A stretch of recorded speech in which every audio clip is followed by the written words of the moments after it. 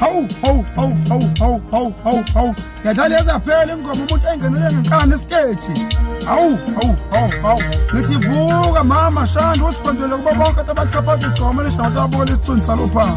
Kodwa nje noma ungavukanga sikhona sizohlezi sinimele igcokama elisha.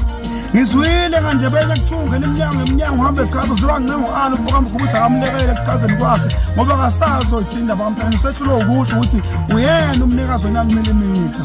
Ngisho yena no usiduma ngabanye lo waqala ufuna ukuduma ngobheka ecele wehluleka futhi nakhona afuna ukuduma ngomthandeni namanje uhlulekile futhi kuyimanje ufake isongo ufaka mgubu ufuna ukuduma ngaye futhi naye futhi ngoba kade waqala ukukhohlakala okhosini majakithi kanjeni ngamxolisela umama Biyela ukuthi wayezama ukuthi gcine ngabonakalanga ukuthi ubani wena ikhontamu njengengoma yahlukanisa unyaka kuyinamhlanje ngaze ngizwa ngishikhala kuyikhwithe emotweni ka-1.5 installment.